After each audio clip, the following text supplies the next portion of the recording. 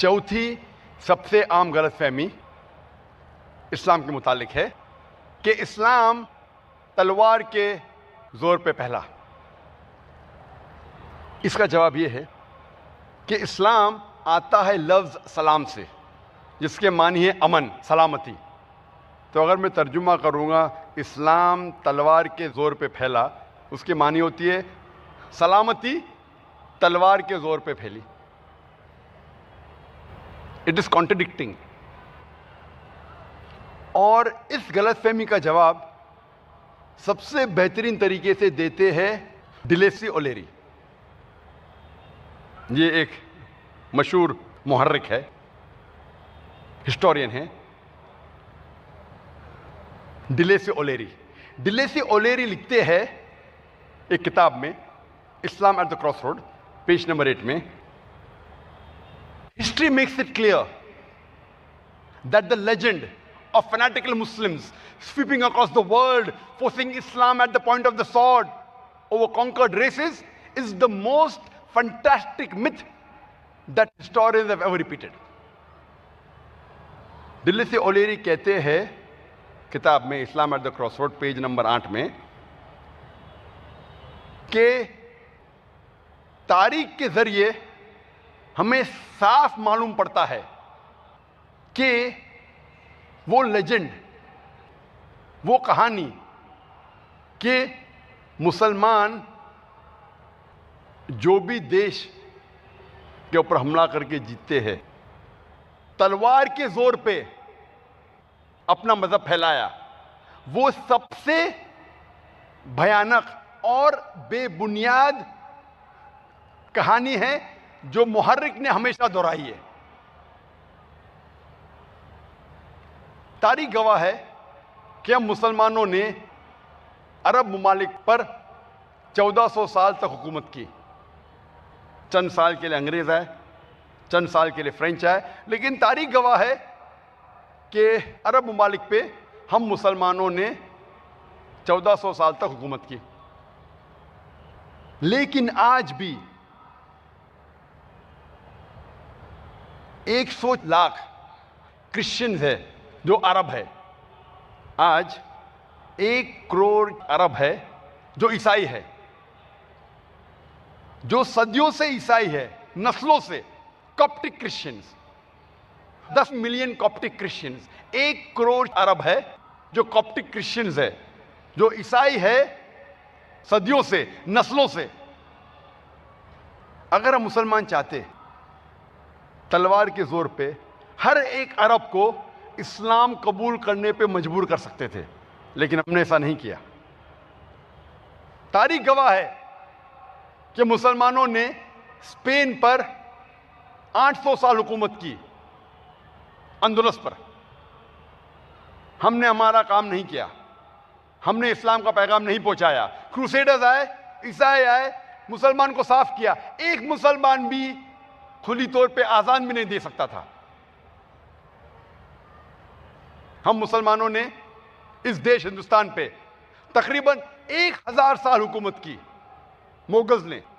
अगर हम मुसलमान चाहते हर एक हिंदुस्तानी को तलवार के जोर पे इस्लाम कबूल करने पे मजबूर कर सकते थे।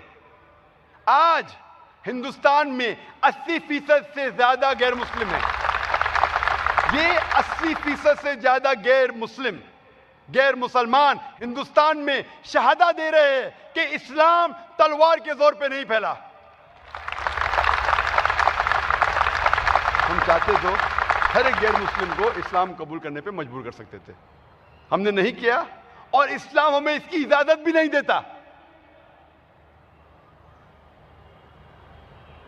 आज वो देश इंडोनेशिया, जिसमें सबसे ज्यादा मुसलमान हैं, मैं पूछना चाहता हूं कौन सी इस्लामिक आर्मी, कौन सी मुसलमान की फौज इंडोनेशिया गई जहां आज 20 करोड़ से ज्यादा मुसलमान हैं।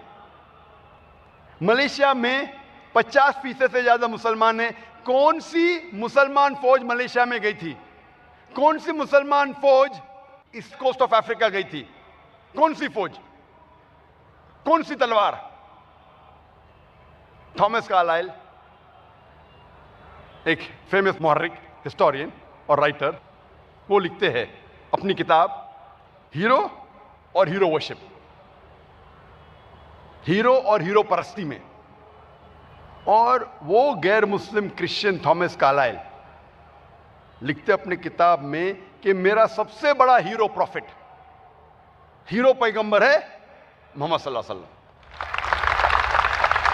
और वो लिखते हैं कौन सी तलवार, आपको अपनी तलवार को ढूंढना पड़ेगा।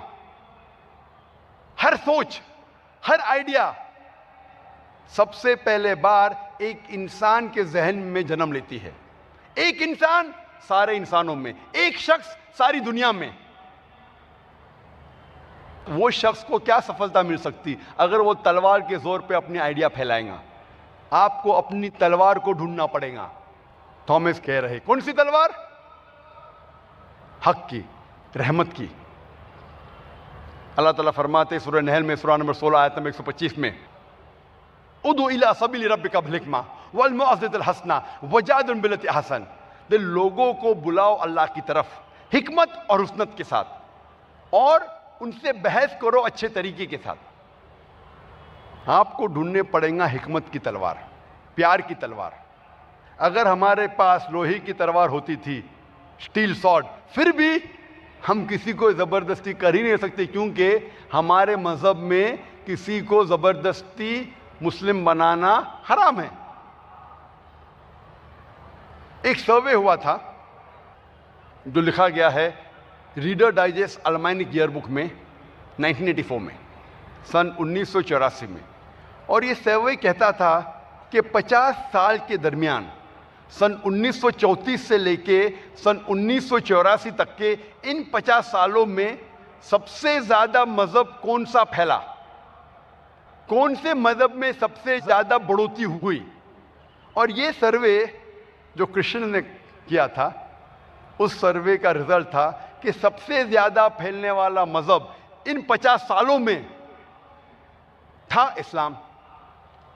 मैं ये पूछना चाहता हूं कि इन 50 सालों में सन 1934 से लेकर सन 1984 तक इन 50 सालों में कौन सी मुस्लिम फौज ने गैर मुस्लिम पर हमला किया और उन्हें इस्लाम कबूल करने पर जबरदस्ती की? मैं जानना चाहता हूं कि कौन से मुसलमान ने तलवार इस्तेमाल की गैर मुसलमानों को मुस्लिम बनाने के लिए? और ईसाईयत सिर्फ 47%, सिर्फ 47। इस्लाम 235% बढ़ा, ईसाईयत सिर्फ 47%, 47%। आज की मीडिया अक्सर कहती है कि इस्लाम खवातीन को हुकूक नहीं देता। आज की स्टैटिस्टिक्स ये कहती है कि आज सारी दुनिया में सबसे ज्यादा फैलने वाला मजहब है इस्लाम। अमेरिका में सबसे ज्यादा फैलने वाला मजहब है इस्लाम, यूरोप में सबसे ज्यादा फैलने वाला मजहब है इस्लाम। और ये मीडिया जो कहती है कि इस्लाम खवातीन के खिलाफ है, खवातीन को हुकूक नहीं देता है, आज की स्टैटिस्टिक्स ये कहती है कि जो गैर मुस्लिम इस्लाम कबूल कर रहे हैं उसमें से 2/3 हिस्सा, 2/3 ये खवातीन हैं। अमेरिका में जो लोग इस्लाम कबूल कर रहे हैं, अमेरिकन लोग, 2/3 लोग गैर मुसलमान खवातीन हैं। यूरोप में 2/3 हिस्सा जो इस्लाम कबूल कर रहे हैं वो खवातीन हैं। अगर इस्लाम खवातीन को हुकूक नहीं देता तो ये अमेरिकन, यूरोपियन औरतें इस्लाम क्यों कबूल कर रही है? क्योंकि वो जानती है कि उनके हुकूक सिर्फ एक ही मजहब में है, इस्लाम। और ये जो इस्लाम के खिलाफ जहर फैलने का जो मीडिया का 9/11 के बाद, सितंबर 11 के बाद, 2001 के बाद और बढ़ गया। और जितना वो जहर फैला रही है, खुसूसन 11 सितंबर के बाद, 2001 के बाद, जिस तरीके से मीडिया इस्लाम के खिलाफ जहर फैला रही है, इसीलिए जिहाद नंबर 1 पे आ गया और बाकी सवालात नीचे चले गए। लेकिन जितना ये जहर फैला रही है उतना ही इस्लाम फैल रहा है। 9/11 2001 के बाद अमेरिका में 9 महीने में ही 1,34,000 अमेरिकन गैर मुस्लिम इस्लाम कबूल किए।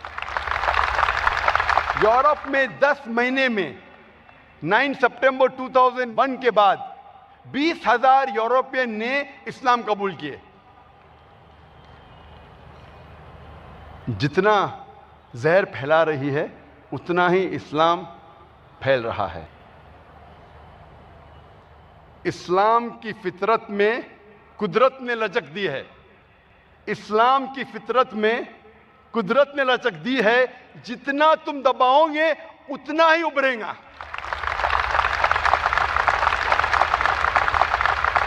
सूरह मजीद में अल्लाह ताला फरमाते हैं, सूरह इमरान में सूरह नंबर 3 आयत नंबर 54 में, मकरूम व मकरल्लाहु वल्लाहु खैरुल माकिरीन। वो लोग प्लान कर रहे हैं, प्लॉट कर रहे हैं, अल्लाह सुब्हानहू व तआला भी प्लान करता है। अल्लाह सबसे बेहतरीन प्लानर है। आप प्लान करो, अल्लाह भी प्लान करेगा। अल्लाह सबसे बेहतरीन प्लानर है। आप जितना इस्लाम के खिलाफ जहर फैलाएंगे उतना ही लोग इसे कबूल करेंगे। अल्लाह ताला वो जहर को अमृत बनाता है। और इस गलतफहमी के जवाब को मैं खत्म करूंगा एक कहावत के साथ। डॉक्टर एडम पियर्सन कहते हैं कि people who worry that one day nuclear weaponry will fall in the hands of the Arabs, they fail to realize that the Islamic bomb has already been dropped. It fell the day Prophet Muhammad, peace be upon him, was born. Adam Pearson कहते हैं, वो लोग जो घबराते हैं कि एक दिन न्यूक्लियर बम अरबों के हाथ में लग जाएगा, वो ये नहीं जानते कि इस्लामिक बम, सलामती का बम, अमन का बम गिर चुका है। वो उस दिन गिरा जिस दिन मोहम्मद सल्लल्लाहु अलैहि वसल्लम पैदा हुए।